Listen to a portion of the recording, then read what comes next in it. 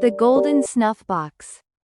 Once upon a time, and a very good time too, though it was not in my time, nor your time, nor for the matter of that in anyone's time, there lived a man and a woman who had one son called Jack, and he was just terribly fond of reading books. He read, and then, because his parents lived in a lonely house in a lonely forest and he never saw any other folk but his father and his mother, he became quite crazy to go out into the world and see charming princesses and the like.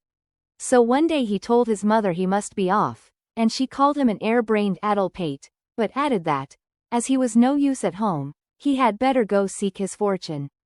Then she asked him if he would rather take a small cake with her blessing to eat on his journey, or a large cake with her curse. Now Jack was a very hungry lad, so he just up and said, "A big cake, if you please, So his mother made a great big cake, and when he started she just off to the top of the house and cast malison on him, till he got out of sight. You see she had to do it, but after that she sat down and cried. Well, Jack hadn't gone far till he came to a field where his father was ploughing. Now the goodman was dreadfully put out when he found his son was going away, and still more so when he heard he had chosen his mother's malison. So he cast about what to do to put things straight, and at last he drew out of his pocket a little golden snuff-box, and gave it to the lad, saying, "If ever you are in danger of sudden death you may open the box, but not till then. It has been in our family for years and years, but, as we have lived, father and son, quietly in the forest, none of us have ever been in need of help. Perhaps you may." So Jack pocketed the golden snuff-box and went on his way. Now, after a time, he grew very tired, and very hungry, for he had eaten his big cake first thing, and night closed in on him so that he could scarce see his way. But at last he came to a large house and begged board and lodging at the back door. Now Jack was a good-looking young fellow, so the maid-servant at once called him into the fireside and gave him plenty good meat and bread and beer. And it so happened that while he was eating his supper the master's gay young daughter came into the kitchen and saw him. So she went to her father and said that there was the prettiest young fellow she had ever seen in the back kitchen, and that if her father loved her he would give the young man some employment. Now the gentleman of the house was exceedingly fond of his gay young daughter, and did not want to vex her. So he went into the back kitchen and questioned Jack as to what he could do. "Anything," said Jack gaily, meaning, of course, that he could do any foolish bit of work about a house. But the gentleman saw a way of pleasing his gay young daughter and getting rid of the trouble of employing Jack. So he laughs and says, "If you can do anything, my good lad," says he, "you had better do this. By 8 o'clock tomorrow morning you must have dug a lake 4 miles round in front of my mansion, and on it there must be floating a whole fleet of vessels. And they must range up in front of my mansion and fire a salute of guns. And the very last shot must break the leg of the 4-post bed on which my daughter sleeps, for she is always late of a morning." Well, Jack was terribly flabbergasted, but he faltered out, "And if I don't do it?" "Then," said the master of the house quite calmly, "your life will be the forfeit." So he bade the servants take Jack to a turret room and lock the door on him. Well, Jack sat on the side of his bed and tried to think things out, but he felt as if he didn't know B from a battledore. So he decided to think no more, and after saying his prayers he lay down and went to sleep. And he did sleep. When he woke it was close on 8 o'clock, and he had only time to fly to the window and look out, when the great clock on the tower began to whir before it struck the hour. And there was the lawn in front of the house all set with beds of roses and stocks and marigolds. Well, all of a sudden he remembered the little golden snuff-box. "I'm near enough to death," quoth he to himself, as he drew it out and opened it. And no sooner had he opened it than out hopped 3 funny little red men in red night-caps, rubbing their eyes and yawning. For, see you, they had been locked up in the box for years, and years, and years. "What do you want, master?" they said between their yawns. But Jack heard that clock a-whirring and knew he hadn't a moment to lose, so he just gabbled off his orders. Then the clock began to strike, and the little men flew out of the window, and suddenly, bang, bang, bang, went the guns, and the last one must have broken the leg of the 4-post bed, for there at the window was the gay young daughter in her nightcap, gazing with astonishment at the lake 4 miles round, with the fleet of vessels floating on it. And so did Jack. He had never seen such a sight in his life, and he was quite sorry when the three little red men disturbed him by flying in at the window and scrambling into the golden snuff-box. "Give us a little more time when you want us next, master," they said sulkily. Then they shut down the lid, and Jack could hear them yawning inside as they settled down to sleep.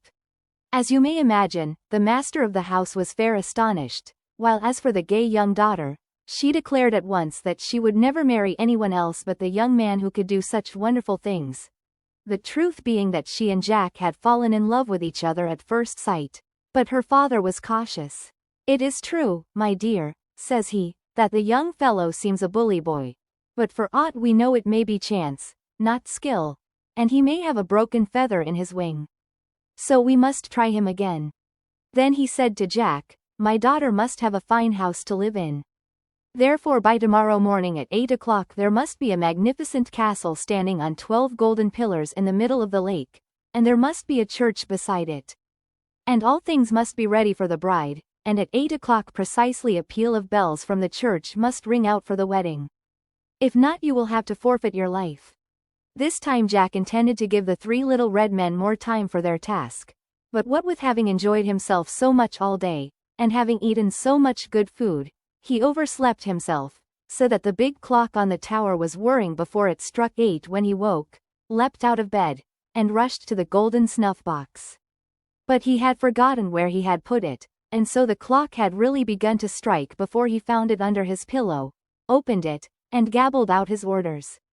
And then you never saw how the three little red men tumbled over each other and yawned and stretched and made haste all at one time, so that Jack thought his life would surely be forfeit. But just as the clock struck its last chime, out rang a peal of merry bells, and there was the castle standing on 12 golden pillars and a church beside it in the middle of the lake. And the castle was all decorated for the wedding, and there were crowds and crowds of servants and retainers, all dressed in their Sunday best.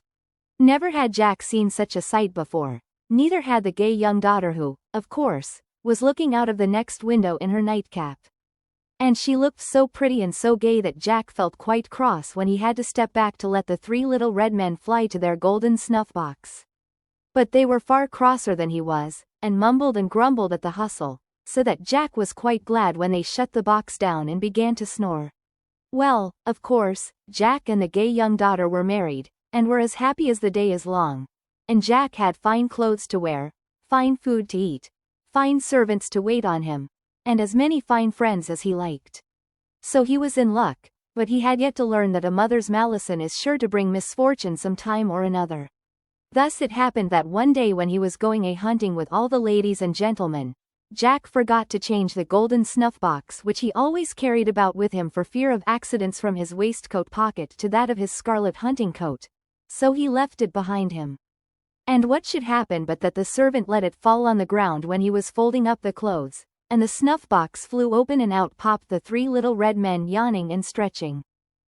Well, when they found out that they hadn't really been summoned, and that there was no fear of death, they were in a towering temper and said they had a great mind to fly away with the castle, golden pillars and all. On hearing this the servant pricked up his ears. "Could you do that?" he asked. "Could we?" they said, and they laughed loud. "Why, we can do anything." Then the servant said ever so sharp, "Then move me this castle and all it contains right away over the sea where the master can't disturb us." Now the little red men need not really have obeyed the order, but they were so cross with Jack that hardly had the servant said the words before the task was done. So when the hunting party came back, lo and behold, the castle, and the church, and the golden pillars had all disappeared. At first all the rest set upon Jack for being a knave and a cheat, and, in particular, his wife's father threatened to have at him for deceiving the gay young daughter. But at last he agreed to let Jack have 12 months and a day to find the castle and bring it back. So off Jack starts on a good horse with some money in his pocket. And he traveled far and he traveled fast, and he traveled east and west, north and south, over hills, and dales, and valleys, and mountains, and woods, and sheepwalks, but never a sign of the missing castle did he see. Now at last he came to the palace of the king of all the mice in the wide world. And there was a little mousie in a fine hauberk and a steel cap doing sentry at the front gate, and he was not for letting Jack in until he had told his errand. And when Jack had told it, he passed him on to the next mouse sentry at the inner gate. So by degrees he reached the king's chamber, where he sat surrounded by mice courtiers. Now the king of the mice received Jack very graciously, and said that he himself knew nothing of the missing castle, but, as he was king of all the mice in the whole world, it was possible that some of his subjects might know more than he. So he ordered his chamberlain to command a grand assembly for the next morning, and in the meantime he entertained Jack right royally. But the next morning, though there were brown mice, and black mice, and grey mice, and white mice, and piebald mice, from all parts of the world, they all answered with one breath, "If it please your majesty, we have not seen the missing castle." Then the king said, "You must go and ask my elder brother the king of all the frogs. He may be able to tell you. Leave your horse here and take one of mine. It knows the way and will carry you safe." So Jack set off on the king's horse, and as he passed the outer gate he saw the little mouse sentry coming away, for its guard was up. Now Jack was a kind-hearted lad, and he had saved some crumbs from his dinner in order to recompense the little sentry for his kindness. So he put his hand in his pocket and pulled out the crumbs. "Here you are, Mouskin," he said. "That's for your trouble." Then the mouse thanked him kindly and asked if he would take him along to the king of the frogs. "Not I," says Jack. "I should get into trouble with your king." But the mouskin insisted. "I may be of some use to you," it said. So it ran up the horse's hind leg and up by its tail and hid in Jack's pocket. And the horse set off at a hard gallop, for it didn't half like the mouse running over it. So at last Jack came to the palace of the king of all the frogs, and there at the front gate was a frog doing sentry in a fine coat of mail and a brass helmet. And the frog sentry was for not letting Jack in, but the mouse called out that they came from the king of all the mice and must be let in without delay. So they were taken to the king's chamber, where he sat surrounded by frog courtiers in fine clothes, but alas! He had heard nothing of the castle on golden pillars, and though he summoned all the frogs of all the world to a grand assembly next morning, they all answered his question with, "Crow crow, crow crow," which everyone knows stands for, "No," in frog language. So the king said to Jack, "There remains but one thing. You must go and ask my eldest brother, the king of all the birds. His subjects are always on the wing, so mayhap they have seen something. Leave the horse you are riding here, and take one of mine. It knows the way, and will carry you safe." So Jack set off, and being a kind-hearted lad he gave the frog sentry, whom he met coming away from his guard, some crumbs he had saved from his dinner. And the frog asked leave to go with him, and when Jack refused to take him he just gave one hop onto the stirrup, and a second hop onto the crupper, and the next hop he was in Jack's other pocket. Then the horse galloped away like lightning, for it didn't like the slimy frog coming down, plop, on its back. Well, after a time, Jack came to the palace of the king of all the birds, and there at the front gate were a sparrow and a crow marching up and down with matchlocks on their shoulders.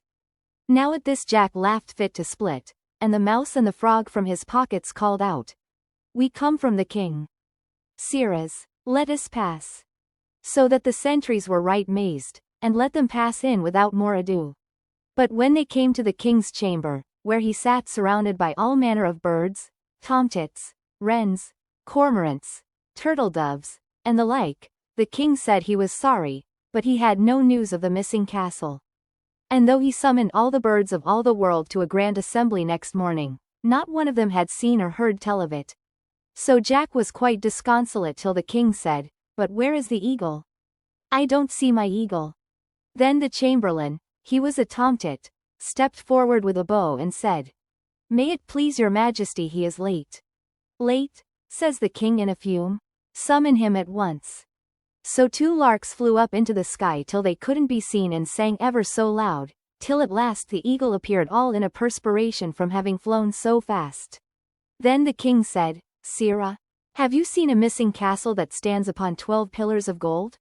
And the eagle blinked its eyes and said, "May it please your majesty, that is where I have been."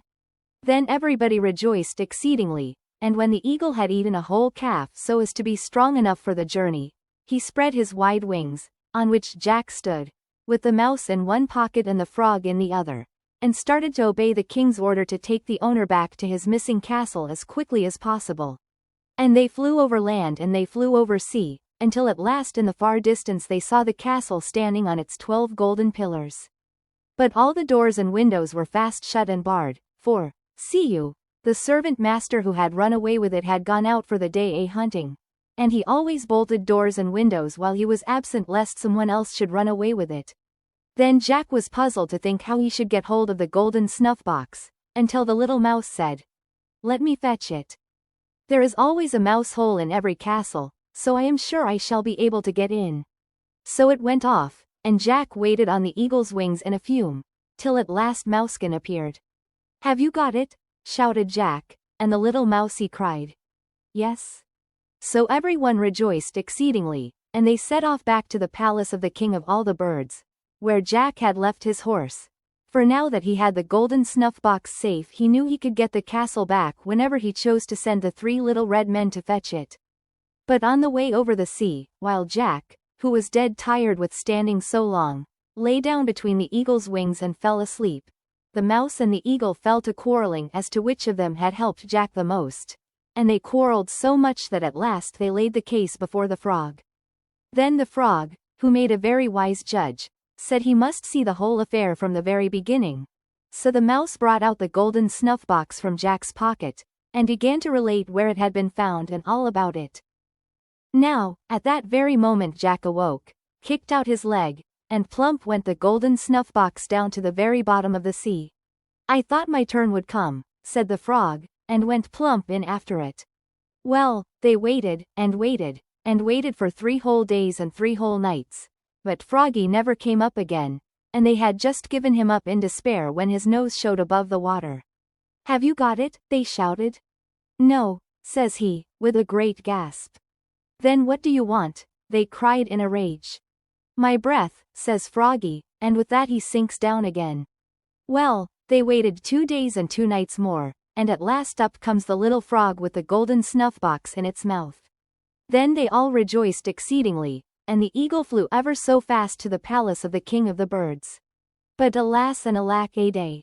Jack's troubles were not ended. His mother's malison was still bringing him ill luck, for the king of the birds flew into a fearsome rage because Jack had not brought the castle of the golden pillars back with him. And he said that unless he saw it by 8 o'clock next morning Jack's head should come off as a cheat and a liar. Then Jack, being close to death, opened the golden snuff-box, and out tumbled the 3 little red men in their 3 little red caps. They had recovered their tempers and were quite glad to be back with a master who knew that they would only, as a rule, work under fear of death. For, see you, the servant master had been forever disturbing their sleep with opening the box to no purpose. So before the clock struck 8 next morning, there was the castle on its 12 golden pillars, and the king of the birds was fine and pleased, and let Jack take his horse and ride to the palace of the king of the frogs. But there exactly the same thing happened, and poor Jack had to open the snuff-box again and order the castle to come to the palace of the king of the frogs. At this the little red men were a wee bit cross, but they said they supposed it could not be helped. So, though they yawned, they brought the castle all right, and Jack was allowed to take his horse and go to the palace of the king of all the mice in the world. But here the same thing happened, and the little red men tumbled out of the golden snuff-box in a real rage, and said fellows might as well have no sleep at all. However, they did as they were bidden. They brought the castle of the golden pillars from the palace of the king of the frogs to the palace of the king of the birds, and Jack was allowed to take his own horse and ride home. They brought the castle of the golden pillars, but the year and a day which he had been allowed was almost gone, and even his gay young wife, after almost weeping her eyes out after her handsome young husband, had given up Jack for lost. So everyone was astounded to see him, and not over-pleased either to see him come without his castle. Indeed, his father-in-law swore with many oaths that if it were not in its proper place by 8 o'clock next morning Jack's life should be forfeit. Now this, of course, was exactly what Jack had wanted and intended from the beginning, because when death was nigh he could open the golden snuff-box and order about the little red men. But he had opened it so often of late and they had become so cross that he was in a stew what to do. Whether to give them time to show their temper, or to hustle them out of it. At last he decided to do half and half. So just as the hands of the clock were at 5 minutes to 8 he opened the box, and stopped his ears. Well, you never heard such a yawning, and scolding, and threatening, and blustering. What did he mean by it? Why should he take 4 bites at one cherry? If he was always in fear of death, why didn't he die and have done with it? In the midst of all this the tower clock began to whir. Gentlemen, says Jack. He was really quaking with fear. Do as you are told. For the last time, they shrieked. We won't stay and serve a master who thinks he is going to die every day. And with that they flew out of the window. And they never came back. The golden snuff-box remained empty for evermore. But when Jack looked out of window there was the castle in the middle of the lake on its 12 golden pillars, and there was his young wife ever so pretty and gay in her nightcap looking out of the window too. So they lived happily ever after.